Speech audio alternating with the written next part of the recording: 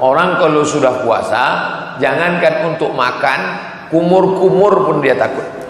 Bolak-balik jamaah nanya ke saya, Ustaz, kalau sedang puasa kumur-kumur boleh apa enggak?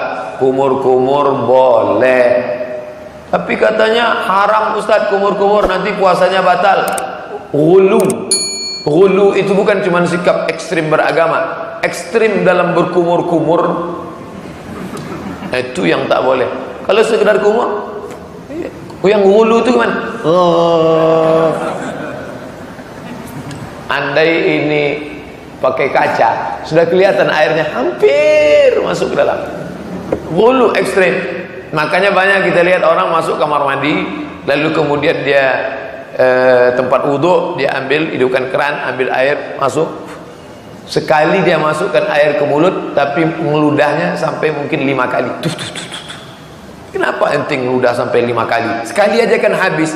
Saya takut air itu masuk membatalkan puasa saya.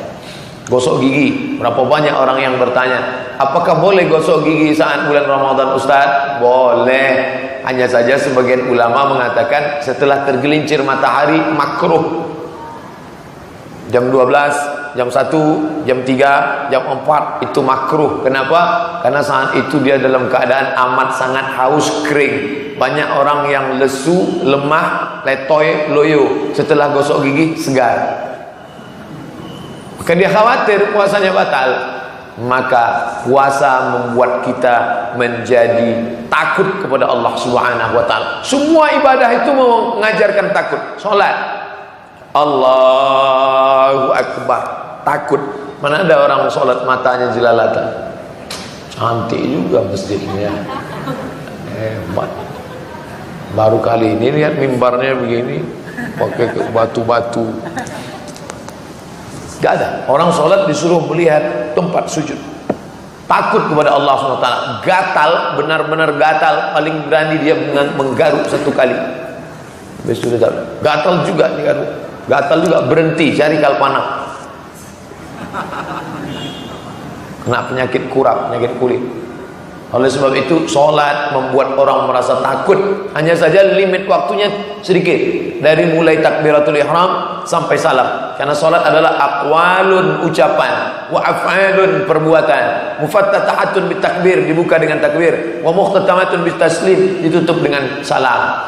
Lalu kemudian puasa mendidik generasi ini untuk takut yang frekuensi waktunya lebih panjang. Berapa? 13 jam setengah. Dari mulai jam 5 azan subuh atau setengah 5 sampai buka puasa, terserah di mana. Di Sumatera jam 5 sampai 6.30, 13 jam setengah. Di sini pun di Pulau Jawa lebih kurang begitu juga. Andai dia setengah 5, nanti pukul 6, 13 jam setengah. Selama 13 jam setengah itu takut ngelihat sembarangan, puasa saya rusak. Takut berkata yang tidak benar, puasa saya rusak. Idza qulta li sahibika ansit, kalau kau katakan kepada saudaramu ketika khatib sedang naik khutbah Jumat, tiba-tiba engkau katakan kepada teman di sebelahmu, diam, faqad laghauta, engkau sudah melakukan perbuatan lagha. Wa man lagha fala jum'atalah, siapa yang melakukan perbuatan lagha tiada Jumat baginya.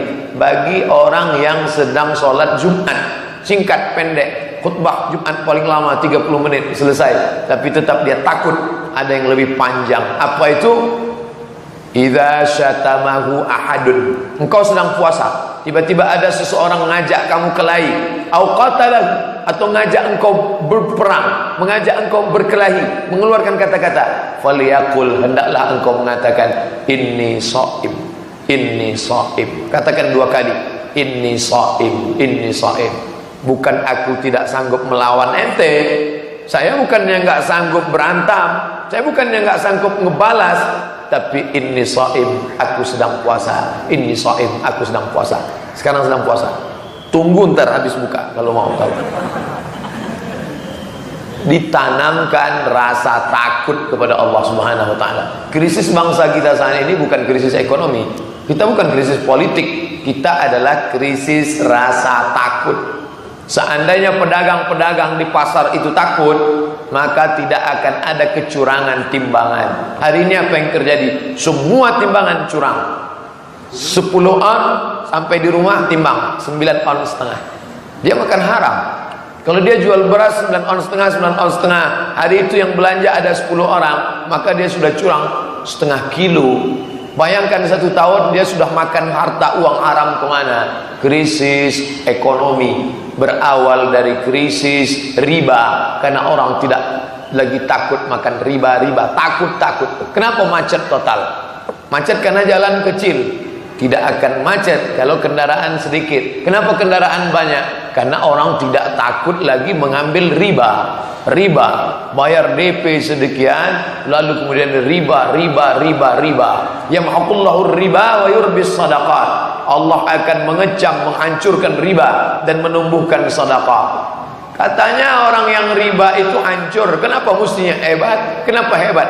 Dia sudah menghancurkan sendi-sendi yang lain. Perekonomian umat hancur. Anak-anak muda yang mau berkarir tidak lagi dapat dana segar dari orang-orang kaya, karena orang kaya menumpuk uangnya di bank konvensional, lalu setiap bulan dia mau hasil untung. Tidak lagi ada mudharabah, tidak lagi permodalan, tidak lagi bagi hasil. Gara-gara apa? Orang tidak ada rasa takut. Rasa takut dalam hati orang hilang. Istri tidak lagi takut pada suami tidak lagi takut kepada Allah karena tidak menunaikan hak istri. 5 kewajiban dia hilang: makan, pakaian, tempat tinggal, pendidikan, perhatian. Anak-anak tidak lagi ada takut kepada Allah, sampai meletakkan orang tua di panti jompo, sampai membiarkan orang tua tidak makan, tidak minum. Paling dahsyatnya lagi, menuntut orang tua hanya gara-gara menebang sebatang pohon kayu yang diameternya kecil luar biasa, tapi sudah dituntut ke pengadilan. Orang tidak lagi ada rasa takut. Maka generasi terbaik dididik dengan puasa menanamkan rasa takut kepada Allah Subhanahu wa ta'ala.